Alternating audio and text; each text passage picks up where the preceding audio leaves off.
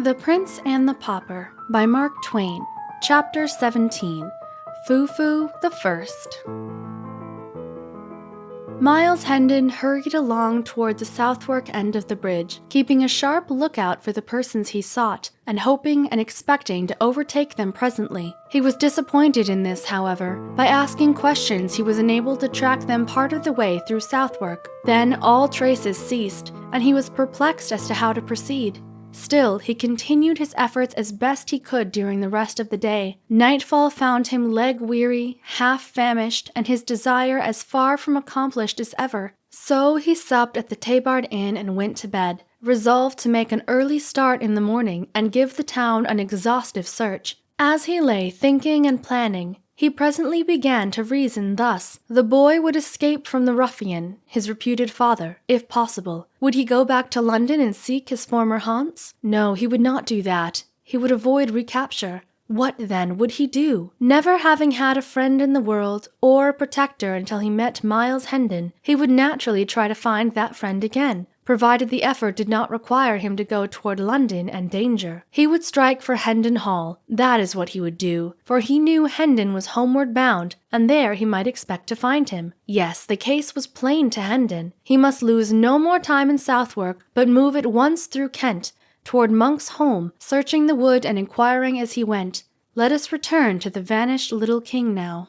The ruffian whom the waiter at the inn on the bridge saw about to join the youth and the king did not exactly join them, but fell in close behind them and followed their steps. He said nothing. His left arm was in a sling, and he wore a large green patch over his left eye. He limped slightly, and used an oaken staff as support. The youth led the king a crooked course through Southwark, and by struck into the high road beyond. The king was irritated now, and said he would stop here. It was Hendon's place to come to him, not his to go to Hendon. He would not endure such insolence. He would stop where he was. The youth said, "Thou'lt tarry here, and thy friend lying wounded in the wood yonder? So be it, then." The king's manner changed at once. He cried out, "Wounded? And who hath dared to do it? But that is apart. Lead on, faster, sirrah. Art shod with lead? Wounded is he? Now, though the doer of it be a duke's son, he shall rue it."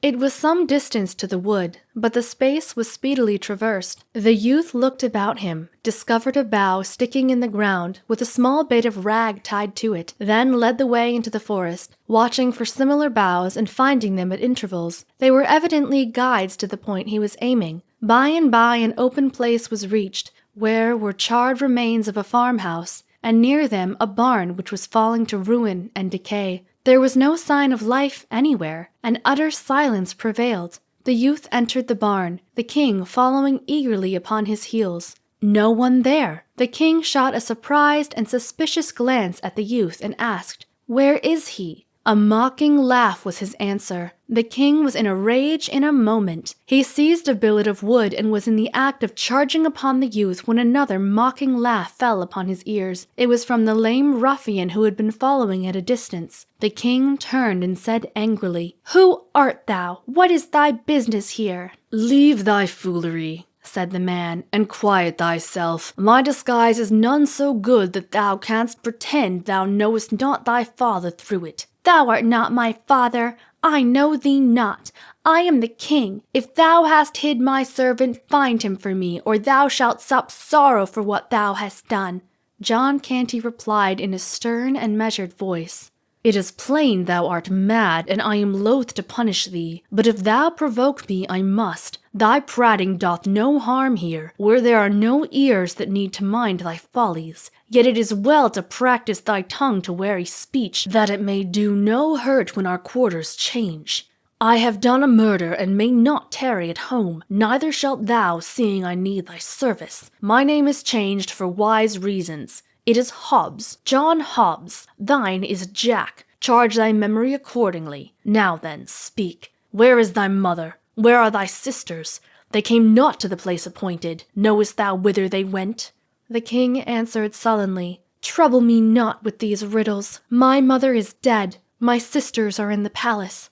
The youth nearby burst into a derisive laugh, and the king would have assaulted him, but Canty, or Hobbs, as he now called himself, prevented him and said, "Peace, Hugo, vex him not. His mind is astray, and thy ways fret him. Sit thee down, Jack, and quiet thyself. Thou shalt have a morsel to eat anon." Hobbs and Hugo fell to talking together in low voices, and the king removed himself as far as he could from their disagreeable company. He withdrew into the twilight of the farther end of the barn, where he found the earthen floor abetted a foot deep with straw. He lay down here, drew straw over himself in lieu of blankets, and was soon absorbed in thinking.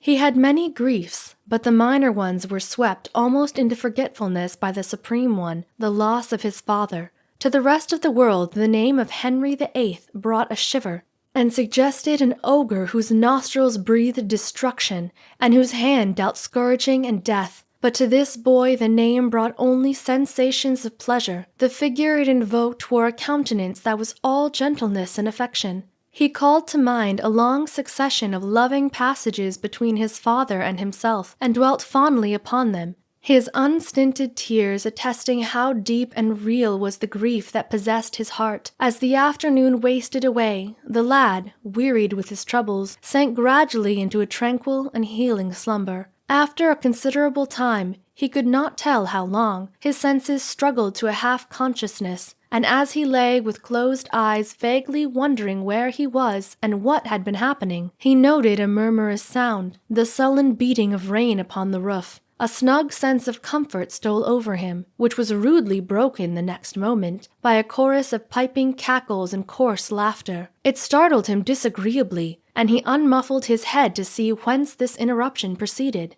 A grim and unsightly picture met his eye. A bright fire was burning in the middle of the floor, at the other end of the barn and around it, and lit weirdly up by the red glare, lolled and sprawled the motliest company of tattered gutter scum and ruffians of both sexes he had ever read or dreamed of. There were huge, stalwart men, brown with exposure, long-haired and clothed in fantastic rags. There were middle-sized youths, of trunculate countenance, and similarly clad. There were blind mendicants, with patched or bandaged eyes, crippled ones with wooden legs and crutches, diseased ones with running sores peeping from infectious wrappings. There was a villain-looking peddler with his pack, a knife grinder, a tinker, and a barber surgeon, with the implements of their trades. Some of the females were hardly grown girls, some were at prime, some were old and wrinkled hags, and all were loud, brazen, foul-mouthed, and all soiled and slatternly.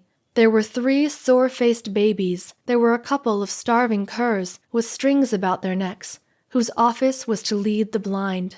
The night was come.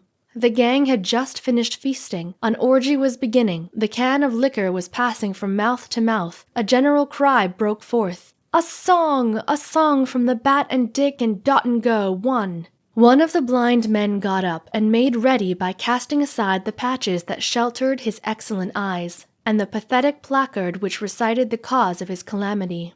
Dot and Go one disencumbered himself of his new timber leg and took his place, upon sound and healthy limbs, beside his fellow rascal. Then they roared out a rollicking ditty and were reinforced by the whole crew, at the end of each stanza in a rousing chorus. By the time the last stanza was reached, the half-drunken enthusiasm had risen to such a pitch that everybody joined in and sang it clear through from the beginning, producing a volume of villainous sound that made the rafters quake. These were the inspiring words: "Bane Darkmans then, Bouse Mort and Ken, the Bane Coves bring a wast, on chase to Trime by Rome Coves dine, for his long lib at last.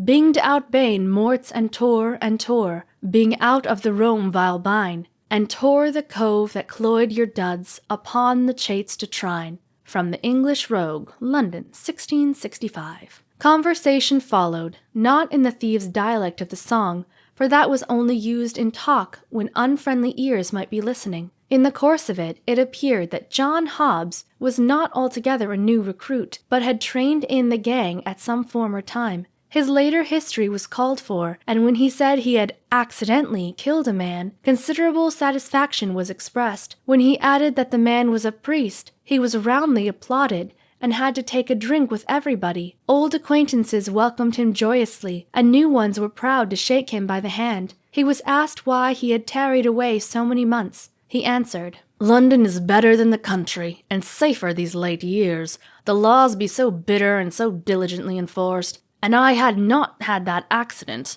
I had stayed there. I had resolved to stay and never more venture countrywards, but the accident has ended that." He inquired how many persons the gang numbered now. The ruffler, or chief, answered, 25 sturdy budges, bulk, files, clapperdungeons, and mortars, counting the dells and the doxies and the other morts. Most are here, the rest are wandering eastward along the winter lay. We follow at dawn. I do not see the wen among the honest folk about me. Where may he be? Poor lad, his diet is brimstone now, and over hot for a delicate taste. He was killed in a brawl somewhere about midsummer. I am sorrow to hear that. The wen was a capable man and brave. That he was, truly. Black Bess, his dell is of us yet, but absent on the eastward track. A fine lass, of nice ways and orderly conduct, none ever seeing her drunk above 4 days in the 7.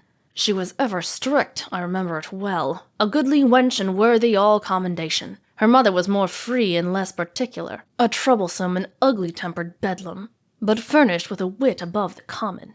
We lost her through it. Her gift of palmistry and other sorts of fortune-telling begot her for at last a witch's name and fame. The law roasted her to death at a slow fire. It did touch me to a sort of tenderness to see the gallant way she met her lot, cursing and reviling all the crowd that gaped and gazed around her, whilst the flame licked upward toward her face, and catched her thin locks and crackled about her old grey head, cursing them. Why, and thou shouldst live 1,000 years.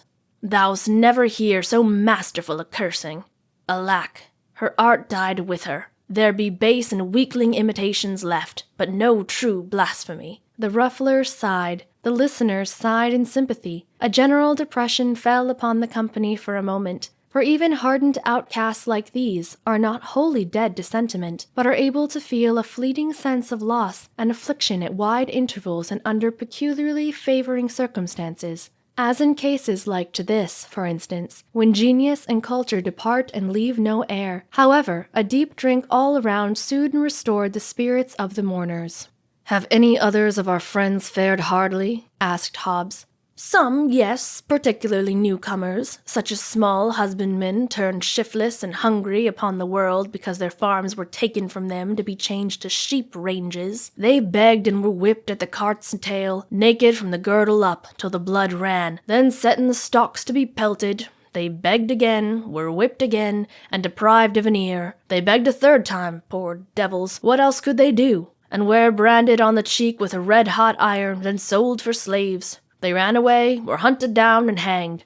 'Tis a brief tale and quickly told. Others of us have fared less hardly. Stand forth, yokel, Burns, and Hodge. Show your adornments." These stood up and stripped away some of their rags, exposing their backs, criss-crossed with ropey old welts left by the lash.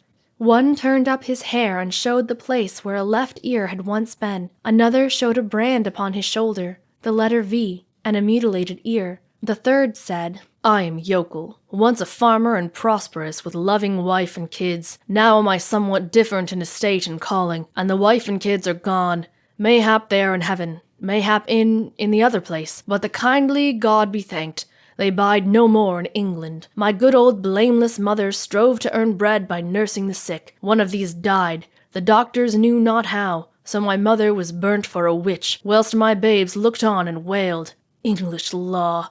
Up all with your cups, now all together and with a cheer. Drink to the merciful English law that delivered her from the English hell. Thank you, mates, one and all. I begged from house to house, I and the wife, bearing with us the hungry kids, but it was crime to be hungry in England, so they stripped us and lashed us through 3 towns. Drink ye all again to the merciful English law, for its lash drank deep of my Mary's blood, and its blessed deliverance came quick. She lies there in the potter's field, safe from all harms, and the kids, well, whilst the law lashed me from town to town, they starved. Drink, lads, only a drop. A drop to the poor kids that never did any creature harm. I begged again, begged for a crust and got the stalks and lost an ear. See, here bides the stump. I begged again, and there is the stump of the other to keep me minded of it. And still I begged again and was sold for a slave. Here on my cheek, under this stain, if I washed it off, ye might see the red S, the branding iron left there. A slave!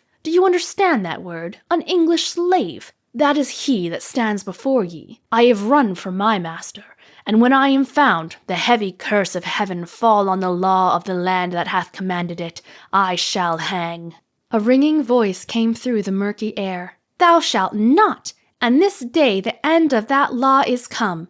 All turned and saw the fantastic figure of the little king approaching hurriedly. As it emerged into the light and was clearly revealed, a general explosion of inquiries broke out. Who is it? What is it? Who art thou, mannikin?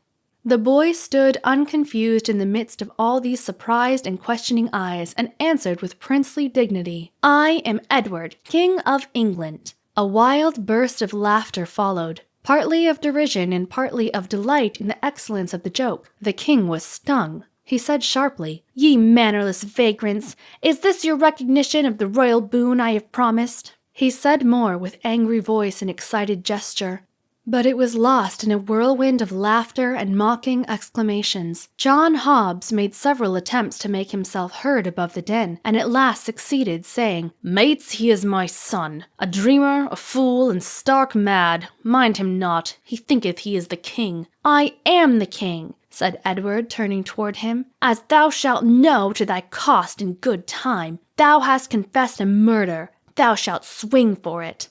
Thou wilt betray me? Thou, and I get my hands upon thee. Tut, tut, said the burly ruffler, interposing in time to save the king and emphasizing this service by knocking Hobbs down with his fist. Hast respect for neither kings nor rufflers? And thou insult my presence so again. I'll hang thee up myself. Then he said to his majesty, Thou must make no threats against thy mates, lad, and thou must guard thy tongue from saying evil of them elsewhere. Be king if it please thy mad humour, but be not harmful in it. Sink the title thou hast uttered, 'tis treason. We but bad men in some few trifling ways, but none among us is so base as to be traitor to his king. We be loving and loyal hearts. In that regard, note if I speak truth. Now, all together, Long live Edward, King of England! Long live Edward, King of England! The response came with such a thundergust from the motley crew that the crazy building vibrated with the sound. The little king's face lighted with pleasure for an instant, and he slightly inclined his head and said with grave simplicity, I thank you, my good people. This unexpected result threw the company into convulsions of merriment. When something like quiet was presently come again, the ruffler said, firmly, but with an accent of good nature, Drop it, boy, 'tis not wise nor well. Humour thy fancy if thou must, but choose some other title. A tinker shrieked out a suggestion. Foo-foo the First, King of the Moonclaves! The title took at once. Every throat responded, and a roaring shout went up. Long live Foo-foo the First, King of the Moonclaves! Followed by hootings, catcalls, and peals of laughter. Hail him forth and crown him! Robe him! Sceptre him! Throne him! These and 20 other cries broke out at once, and almost before the poor little victim could draw a breath, he was crowned with a tin basin, robed in a tattered blanket, throned upon a barrel, and sceptered with the tinker's soldering iron.